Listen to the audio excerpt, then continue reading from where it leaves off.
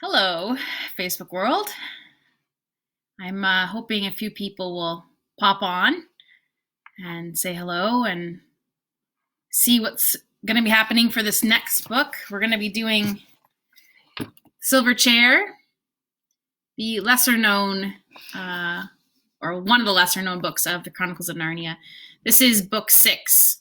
So, hi, Deckers. I thought you guys would be here. Points for being the first. So this is the 6th book of the series. It is the continuation of Eustace and Jill. Oh, thank you. Yes, it is my anniversary today. Joel said, is this the anniversary edition? And I guess it kind of is. So thanks for coming into my living room on my anniversary, guys. So Silverchair is a continuation of Eustace and his friend Jill. And it is the 6th book. It's actually not often read, and I don't actually know if I've read this out loud to anyone. So you guys will get a special treat for me, with me reading to you for the first time, The Silver Chair. So I think I will begin. I'll just give you a heads up. I'm going to do this Monday through Friday and leave the weekend, see if we can kind of stretch this book out. It's also 16 chapters, so it will take us about 2 weeks to do. All right, so let's get started with chapter 1. Chapter 1 is called Behind the Gym. It was a dull autumn day, and Jill Pole was crying behind the gym. She was crying because they had been bullying her. This is not going to be a school story, so I shall say as little as possible about Jill's school, which is not a pleasant subject. It was co-educational, a school for both boys and girls, what used to be called a mixed school. Some said it was not nearly so mixed as the minds of the people who ran it.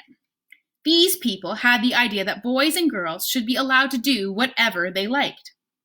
And unfortunately, what 10 or 15 of the biggest boys and girls liked best was bullying the others. All sorts of things, horrid things, went on, which at an ordinary school would have been found out and stopped in half a term. But at this school, they weren't.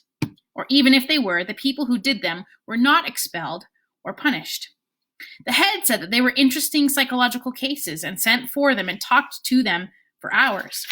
And if you knew the right sort of things to say to the head, the main result was that you became rather a favorite than otherwise. That was why Jill Pole was crying on that dull autumn day on the damp little path which runs between the back of the gym and the shrubbery.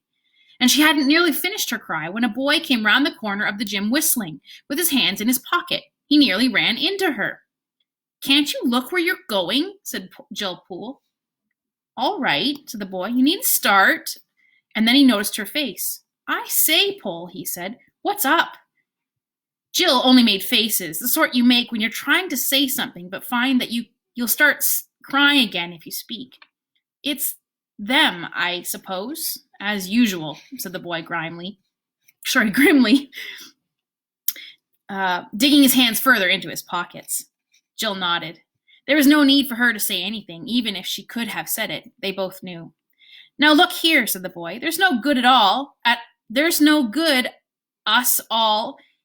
He meant well, but he did talk rather like someone beginning a lecture. Jill suddenly flew into a temper, which is quite a likely thing to happen if your cry had been interrupted. Oh, go away and mind your own business, she said. Nobody asked you to come barging in here, did they? And you're a nice person to start telling us what we all ought to do, aren't you? I suppose you meant we ought to spend all our time sucking up to them and currying favor and dancing attendance on them like you do. Oh, Lord, said the boy, sitting down on the grassy bank at the edge of the shrubbery and very quickly getting up again because the grass was soaking wet. His name, unfortunately, was Eustace Scrubb, but he wasn't a bad sort. Pole, he said. Is that fair? Have I been doing anything of that sort this term? Didn't I stand up to Carter about the rabbit? And didn't I keep a secret about Spivens under torture too? And didn't I? I don't care and I don't know, sobbed Jill. Scrub saw that she wasn't quite herself yet and still very sensibly offered her a peppermint. He had one too. Presently, Jill began to see things in a clearer light. I'm sorry, Scrub, she said presently. I wasn't fair. You have done all that this term. Then wash out last term if you can, said Eustace. I was a different chap then. Gosh, what a little tick I was. Well, honestly, you were, said Jill. You think there has been a change then, said Eustace. It's not only me, said Jill. Everyone's been saying so. They've noticed. Eleanor Blackinson heard Adela Pennyfather talking about it in our changing room yesterday. She said, someone's got a hold of that scrub kid. He's quite unmanageable this term. We shall have to attend to him next. Eustace gave a shudder. Everyone at Experiment House knew what it was like being attended to by them. Both children were quiet for a moment. The drops dripped off the laurel leaves. Why were you so different last term? Said Jill presently. A lot of queer things happened to me in the halls, said Eustace mysteriously. What sort of things? Asked Jill. Eustace didn't say anything for quite a long time, and then he said, Look here, Pole. You and I hate this place about as much as anybody can hate anything, don't we? I know I do, said Jill. Then I really think I can trust you. Good of you, said Jill. Yes, but this is a really terrific secret, Pole. I say, are you good at believing things? I mean, things that everyone here would laugh at? I've never had the chance, said Jill, but I think I would be. Could you believe me if I said I've been right out of the world, outside of this world, last halls? I wouldn't know what you meant. Well, don't let's bother about worlds then. Supposing I told you I'd been in a place where the animals can talk and where there are enchantments and dragons and, well, all sorts of things you have in fairy tales. Scrub felt terribly awkward as he said this, and his face got all red. How did you get there? Said Jill. She also felt curiously shy. The only way you can. By magic, said Eustace, almost in a whisper. I was with 2 cousins of mine. We were just whisked away. They'd been there before. Now they were talking in whispers. Jill somehow felt it easier to believe. Then suddenly a horrible suspicion came over her, and she said, so fiercely that for the moment she looked like a tigress, if I find you've been pulling my leg, I'll never speak to you again. Never, never, never. I'm not, said Eustace. I swear I'm not. I swear by everything. When I was at school, one would have just said, I swear by the Bible, but Bibles were not encouraged at Experiment House. All right, said Jill, I believe you. And tell nobody? What do you take me for? They were very excited as they said this. But when they had said it, and Jill looked round and saw the dull autumn sky and heard the drip of the leaves and thought of all the hopelessness of Experiment House, it was a 13-week term and there were still 11 weeks to come, she said, but after all, what's the good? We're not there, we're here, and we jolly well can't get there, or can we? That's what I've been wondering, said Eustace. When we came back from that place, someone said that the 2 Pevensey kids, that's my 2 cousins, could never go there again. It was their 3rd time, you see. I suppose they'd had their share. But he never said I couldn't. Surely he would have said so unless he meant that I was to get back? And I can't help wondering, could we, do you mean do something to make it happen? Eustace nodded. You mean we might draw a circle on the ground and write in queer letters in it and stand inside it and recite charms and spells? Well, said Eustace, after he had thought hard for a bit, I believe that was the sort of thing I was thinking of, though I never did it. And now that it comes to the point, I have an idea that all those circles and things are rather rot. I don't think he'd like 'em. It would look as if we thought we could make him do things, but really we can only ask him. Who is this person you keep on talking about? They call him Aslan in that place, said Eustace. What a curious name. Not so half as curious as himself, said Eustace solemnly. But let's get on then. It can't do any harm just asking. Let's stand side by side like this, and we'll hold out our arms in front of us with the palms down, like they did in Ramondu's island. Whose island? I'll tell you about that another time. And he might like us to face the east. Let's see, where is east? I don't know, said Jill. It's an extraordinary thing about girls that they never know the points of the compass, said Eustace. You don't know them either, said Jill indignantly. Yes, I do, if only you didn't keep on interrupting me. I've got it now. That's the east, facing up to the laurels. Now, will you say the words after me?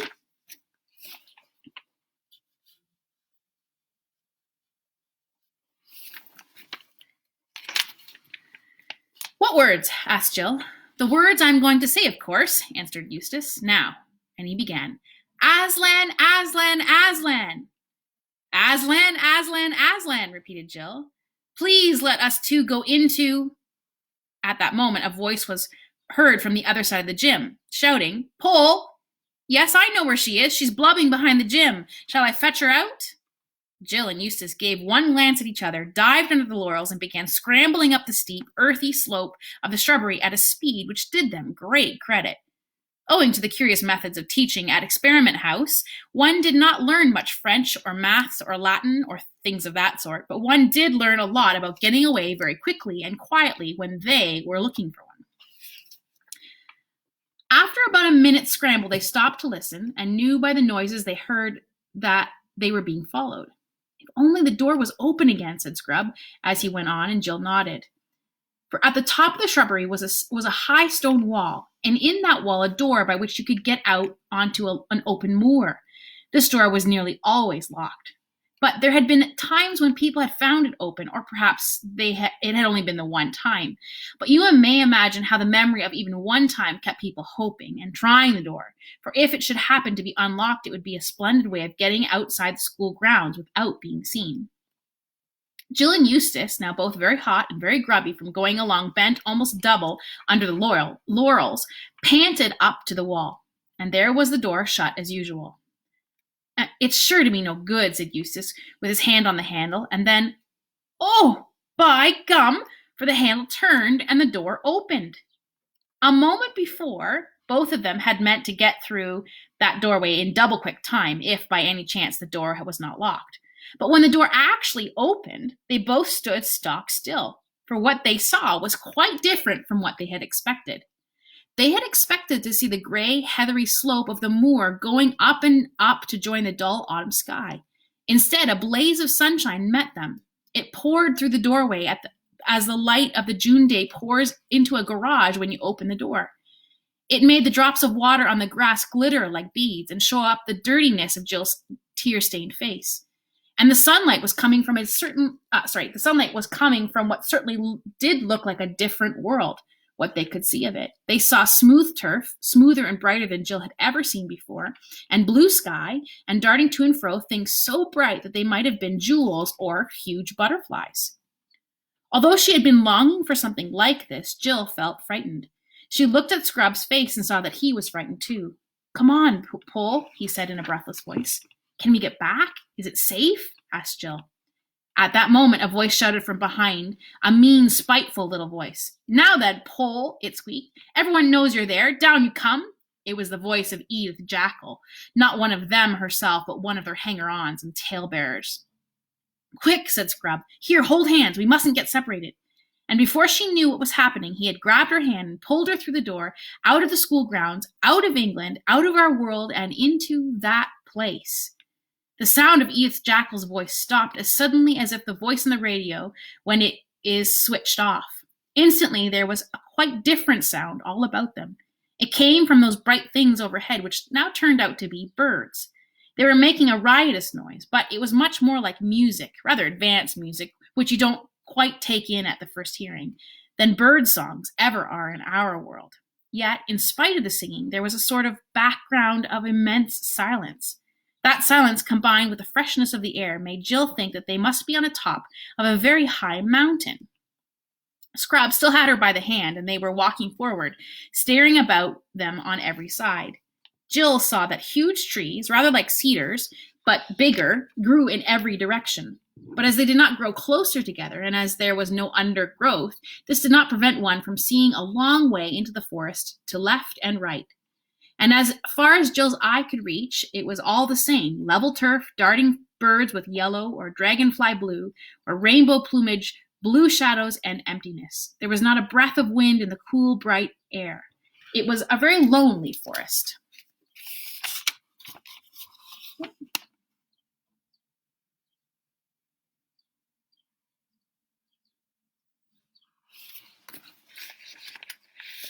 Right ahead, there was no trees, only blue sky. They went straight on without speaking till suddenly Jill heard Scrub say, "Look out!" and felt herself jerk back. They were at the very edge of a cliff. Jill was one of those lucky people who have a good head for heights. She didn't mind in the least standing on the edge of a precipice. She was rather annoyed with Scrub for pulling her back. Just as if I was a kid, she said, and she wrenched her hand out of his. When she saw how very white he had turned, she despised him. "What's the matter?" she said, and to show that she was not afraid, she stood very near the edge indeed. In fact, a good deal nearer than even she liked. And then she looked down. Even reading this makes me nervous about heights. She had now realized that Scrub had some excuse for looking white, for no cliffs in our world is to be compared with this. Imagine yourself at the top of the very highest cliff you know, and imagine yourself looking down to the very bottom. And then imagine that precipice goes on below that, as far again, 10 times as far, 20 times as far. And when you've looked down all that distance, imagine little white things that might, at first glance, be mistaken for sheep. But presently you realize that they are clouds, not little wreaths of mist, but the enormous white puffy clouds which are themselves as big as most mountains. And at last, in between those clouds, you get your first glimpse of the real bottom, so far away that you can't make out whether it's a field or a wood or land or water, farther down below those clouds than you are above them. Jill stared at it. Then she thought that perhaps, after all, she would step back a foot or so from the edge, but she didn't like to for fear of what Scrub would think. Then she suddenly decided that she didn't care what he thought, and that she would jolly well get away from that horrible edge and never laugh at anyone for not liking heights again. But when she tried to move, she found she couldn't. Her legs seemed to have turned into putty. Everything was swimming before her eyes. "What are you doing, Pole? Come back, blithering little idiot," shouted Scrub, but his voice seemed to be coming from a long way off. She felt him grabbing at her, but by now she seemed to have no control over her own arms and legs. There was a moment's struggling on the cliff's edge. Jill was too frightened and dizzy to know quite what she was doing, but two things she remembered as long as she lived. They often came back to her in dreams. One was that she had wrenched herself free of Scrub's clutches. The other was that, at the same moment, Scrub himself, with a terrified scream, had lost his balance and had gone hurtling to the depths. I'll show you the picture.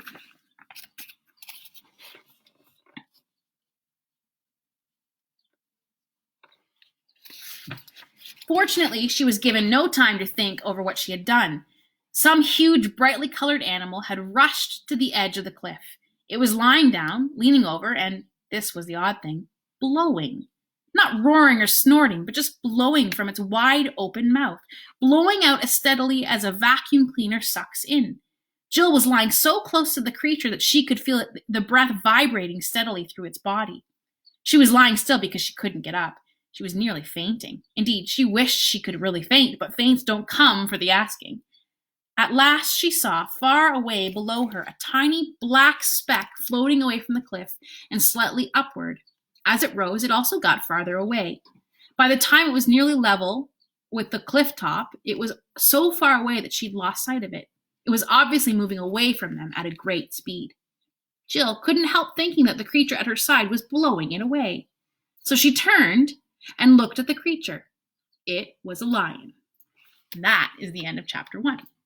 So you have to come back tomorrow at 6:35 and we'll read chapter 2. Chapter 2 is called Jill is Given a Task, and this is the beginning of their adventures in Narnia. So come back tomorrow night. Hopefully you are somewhat hooked.